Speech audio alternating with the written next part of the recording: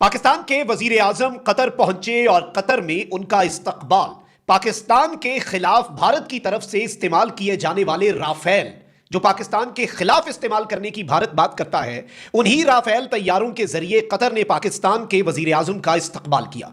ये राफेल तैयारे मिसाइलों से लोडेड थे और वजीर आजम के इस्तकबाल के लिए और उन्हें एस्कॉर्ट करने के लिए मौजूद थे। इस एक डेवलपमेंट से भारत में तो आग लग चुकी है, लेकिन असल खबर कुछ और है। ईरान और अमेरिका के दरमियान पाकिस्तान की सालसी की जो डेवलपमेंट्स हैं वो बहुत इंपॉर्टेंट हैं और पसे पर्दा पिछले 12 घंटे में बहुत कुछ हुआ है। कुछ इंतजाम तरीन डेवलपमेंट्स हैं जो आपके सामने रखनी है। ईरान को पहली बड़ी फतह मिल चुकी है। ईरान का जो मिसट्रस्ट अमेरिका के ऊपर है, और जाहिर बात है कि ईरान की प्री कंडीशंस मुज़ाकरात के हवाले से अमेरिका अप्रूव नहीं कर रहा था, और ऐन मौके पर जब मुआहदे के ईरान और अमेरिका करीब थे, अमेरिका ने अपने मुतालबात की फहरिस्त तवील कर दी। ईरान को यह बात भी अच्छी नहीं लगी, जिसकी वजह से एक डेडलॉक कायम हुआ। अब वो डेडलॉक खत्म होने के करीब है। पाकिस्तान की कोशिशें जारी हैं और पहली बड़ी कामयाबी भी मिल चुकी है। कुछ असल डेवलपमेंट्स जो सामने आ रही हैं वो भी आपके सामने रखनी है। और पाकिस्तान के प्राइम मिनिस्टर सऊदीया के दौरे के बाद कतर रवाना हुए। कतर का जो दौरा है उनका, वो इंतहाई अहमियत का हामिल है, और जाहिर बात है कि कतर में जिस तरह से इस्तकबाल हुआ उस पर भी बात हो रही है, वो भी डिस्कस करना जरूरी है। आर्मी चीफ का ईरान का दौरा तवील क्यों होता जा रहा है, यह भी अहम नुकता है। इन तमाम तरह चीजों को डिस्कस करते हैं, लेकिन उससे पहले अगर अभी तक आपने इस वीडियो को लाइक नहीं किया, लाइक जरूर कर दें। कमेंट सेक्शन में राय का इजहार भी कीजिएगा। पाकिस्तान जिंदाबाद का नारा कमेंट सेक्शन में जरूर लिखें।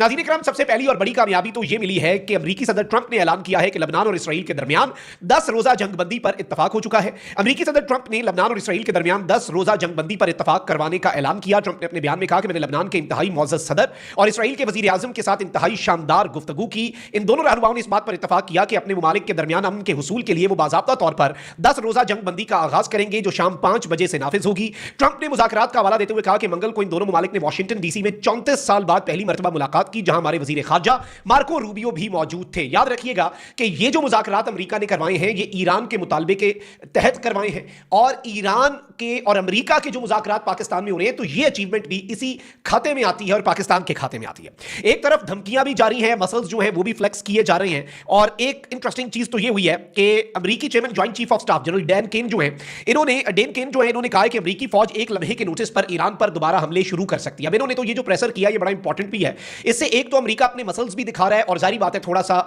लेवरेज हासिल करने की कोशिश कर रहा है। अब जरा एनालाइज कर लेते हैं कि पसे पर्दा क्या हो रहा है। पहले इसकी स्टेटमेंट सुन ले।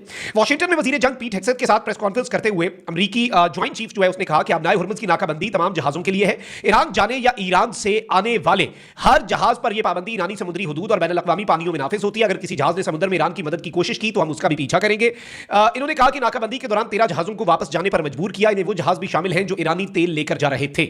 उनसे कबल अमेरिकी वजीर जंग पीट हेग्सेथ ने कहा कि अपने फैसले ईरान को अक्लमंदी से करना होंगे। ईरान ने गलत फैसला किया और मुआहदा ना किया तो अमेरिकी अफवाज दोबारा जंगी कार्रवाइयां करने के लिए मुकम्मल तौर पर तैयार है। लेकिन याद रखिएगा, ईरान भी कहता है कि हम भी दोबारा से अपनी कार्रवाइयां जारी रखने के लिए तैयार हैं। वॉशिंगटन में प्रेस ब्रीफिंग में अमेरिकी वजीर जंग ने कहा कि ईरानियों को मालूम होना चाहिए कि हमारी और उनकी सलाहियतों का कोई मुकाबला नहीं। अमेरिका भी पहले की तरह मजबूत है। ईरान के पास अब नाए हुर्मुज़ के कंट्रोल के लिए अब नेवी नहीं। अगर ईरान ने मुआहदा नहीं किया तो अमेरिका हमले के लिए तैयार है।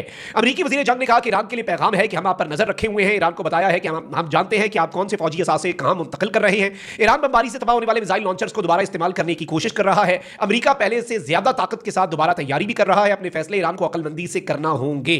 अब ये जो चीजें नाज़रीन इकराम, ये बड़ी इंपॉर्टेंट है। इसके साथ ही साथ पीट हेग्सेथ ने यह भी कहा कि ईरान के नए सुप्रीम लीडर के जख्मी होने का शुबा तो है, लेकिन वो जिंदा है। इनसे जब सवाल पूछा गया कि उनके हवाले से क्या डेवलपमेंट है, लेकिन ये धमकियां जो है इनके साथ साथ कुछ और भी चल रहा है। वो है पाकिस्तान की सालसी की कोशिशें, पसे पर्दा पाकिस्तान की तरफ से। बाय द वे, पहले ये खबर आई कि पाकिस्तान के फील्ड मार्शल जो है वो वाशिंगटन डीसी जाएंगे। अल जजीरा ने भी रिपोर्ट किया, लेकिन अब there is a change of plans, और कुछ मजीद बातचीत जो है वो ईरान के अंदर अभी दरकार है। उसके बाद देखा जाएगा कि मामला क्या होता है। अमेरिकी सदर ट्रंप ने एक बड़ी इंटरेस्टिंग स्टेटमेंट दी है जो कि हौसला अफजाई। उन्होंने कहा कि ईरान से जंगबंदी में तौसी पर हम गौर नहीं कर रहे, यानी जंगबंदी में शायद तौसी ना हो 21 तारीख के बाद जो जंगबंदी खत्म हो जानी है। लेकिन एक साथ और हौसला अफजा बात कर दी कि शायद इसकी जरूरत ही ना पड़े। जंगबंदी की तौसी की जरूरत तब पड़ती है ना जब तक मुआहदा ना हो। मुआहदा हो जाए तो फिर तो जंग वैसे ही खत्म। अमेरिकी टीवी को दिए गए इंटरव्यू में डोनाल्ड ट्रंप ने कहा कि जंग खत्म होने के करीब है। ईरान बहुत शिद्दत से मुआहदा चाहता है। आने वाले दिनों में एक हैरत अंगेज मंजर देखने को मिलेगा। अमेरिका की तरजीह मुआहदा करना ही है। उन्होंने कहा कि ईरान के हमलों से खलीजी मुल्कों को शदीद धचका पहुंचा। उन्हें हरगिज तवक्को नहीं थी कि ईरान उन पर हमले करेगा। कतर, सऊदी अरब और मुत्तहिदा अरब अमारात शदीद हैरान हुए जब ईरान ने उन पर हमला किया। इन मुल्कों को अंदाजा ही नहीं था कि इन पर भी हमला हो सकता है। फिर इस सब के अंदर ट्रंप ने कहा कि जंगबंदी में तौसीह पर गौर नहीं कर रहे क्योंकि शायद इसकी जरूरत ही ना पड़े और जंग वैसे ही खत्म हो जाए। साथ फिर उन्होंने पाकिस्तान के प्राइम मिनिस्टर और पाकिस्तान के फील्ड मार्शल की दोबारा से तारीफ कर दी फॉक्स न्यूज को इंटरव्यू में। अब एक और इंपॉर्टेंट चीज है नाज़रीन कराम कि ईरान की जो की डिमांड्स हैं अगले राउंड से पहले, ये इत्तलात हैं कि पाकिस्तान ने अमेरिका को कन्विंस कर लिया है कि उन डिमांड्स को मंजूर कर लिया जाए और अब वो जो क्रूशल टॉक्स इस्लामाबाद में गेम चेंजर मुज़ाकरात का राउंड 2 होने जा रहा है वो बहुत जल्द होगा। जेडी वैंस इस मरतबा शायद मजीद हाई पावर्ड जो डेलीगेशन है उसके साथ हैं और इस मरतबा अमेरिका के वजीर खारजा मार्को रूबियो जो सेक्रेटरी ऑफ द स्टेट है वो भी उनके साथ हो। इस सब के अंदर इंपॉर्टेंट चीज ये है कि पाकिस्तान के आर्मी चीफ जो है वो ईरान की पॉलिटिकल के साथ साथ मिलिट्री लीडरशिप से भी मुलाकात कर रहे हैं। मैंने पिछले व्लॉग में आपको बताया था कि शायद इन मुलाकातों का ऐलान हो या ना हो, लेकिन ये हो नहीं सकता कि फील्ड मार्शल वहां पर गए हैं तो IRGC की लीडरशिप पासदारान इंकलाब से वो ना मिले। और अमेरिका भी यही कहता है कि ईरान का वफ्द जो है उसके पास मैंडेट होना चाहिए कि वो पासदारान इंकलाब से मैंडेट लेकर आए कि वो कोई कमिटमेंट कर सके, क्योंकि पासदारान इंकलाब का बड़ा होल्ड है। और इसमें मैं आपको ये बता दूं एक एक्स्ट्राऑर्डिनरी डेवलपमेंट हुई है और कंसल्टेशंस तमाम प्लेयर्स के साथ हो चुकी है। A lot of ground has been covered और कुछ चीजें जो हैं वो अभी भी ऐसी हैं जिन पर अभी बात नहीं हुई, लेकिन बताया यही जा रहा है कि अमेरिका ईरान हिस्टोरिक डील जो है वो रीच में है और वो हो सकती है। अब आते हैं वजीर आजम के दौरे कतर के हवाले से। सऊदी अरब ने हमें प्रोटोकॉल दिया, सऊदी अरब के साथ हमारा दिफाई मुआहदा है, लेकिन कतर की तरफ से जो पाकिस्तान के हवाले से बेहतरीन तरीके से पाकिस्तान के प्राइम मिनिस्टर को प्रोटोकॉल दिया गया है, this is a game changer. और याद रखिएगा कि इवन ये बात आ रही है सामने कि कतर भी अब पाकिस्तान के साथ कोई मुआहदा करना चाहता है जिस तरह से सऊदिया ने मुआहदा किया। और कतर के पास राफेल तैयारी है, फ्रांस से कोई भी खरीद सकता है, जारी बात है। इंडिया के पास तो है राफेल, लेकिन ये वही राफेल है ना जिनसे पाकिस्तान को डराया जाता था। पाकिस्तान को कहा जाता था हमारे पास अब राफेल, अभिनंदन वाले एपिसोड के बाद इंडिया ने कहा हमारे पास राफेल आ गए ना, फिर देखना हम पाकिस्तान के साथ क्या करते हैं, यही कहा इंडिया ने।